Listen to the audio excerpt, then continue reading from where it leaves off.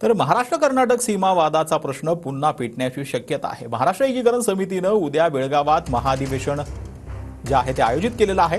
कर्नाटक पोलिसांनी या अधिवेशनाला परवानगी नाकारली आहे। दरम्यान महाराष्ट्र एकीकरण समिती अधिवेशन घेण्यावरती ठाम असून बेळगावच्या वॅक्सिन डेपो मैदानावरती पोलिसांनी बंदोबस्त वाढवलेला आहे।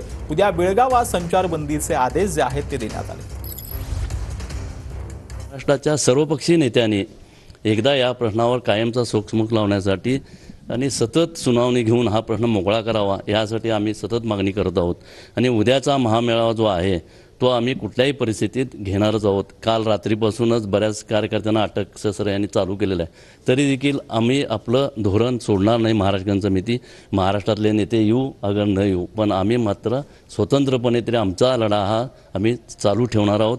आणि आजपासून उद्यापर्यंत जे काय अटक होईल ते होईलच, पण आपलं धोरण आणि आपलं जे तत्व आहे महाराष्ट्रात येण्याचं ते आम्ही कायमस्वरूपी ठेवणार आहोत। कर्नाटकमध्ये काँग्रेसचं सरकार आहे आणि काँग्रेसची पहिल्या दिवसापासूनची रणनीती अशी आहे की सीमा भागाचा प्रश्न हा सुटता कामा नये आणि त्या भूमिका कायमस्वरूपी स्वतःबरोबर ठेवून कर्नाटकमधलं सरकार, काँग्रेसचं सरकार हे काम करतं।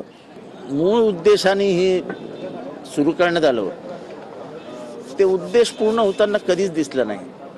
आणि संयुक्त महाराष्ट्राची जी निर्मिती झाली त्याचं कारण हे होतं, त्यामुळे ते मिळालं पाहिजे। हे तिथल्या भाषिकांचं, मराठी भाषिकांचं जे म्हणणं आहे ते म्हणणं असं चिरडून टाकणं योग्य नाही, सरकार कोणाचंही असो। शांततेनं जर सभा कोणी घेत असेल तर या देशामध्ये कुठलाही नेता कुठेही जाऊ शकतो, कुठेही फिरू शकतो, कुठेही राहू शकतो, कुठेही जाऊन सभा मीटिंग घेऊ शकतो, उद्योगधंदा करू शकतो। आणि अशा रीतीने जे आहे अडवणं हे संविधानाच्या सुद्धा विरुद्ध आहे। महायुती किंवा महाराष्ट्र सरकार हे त्या ठिकाणी मराठी माणसांच्या बेळगावमधल्या पाठीशी उभा आहे। काल होतं, आज आहे आणि उद्याही राहील। अशा प्रकारच्या गोष्टींची राज्याचे मुख्यमंत्री दखल घेतील आणि योग्य तो मार्ग काढतील।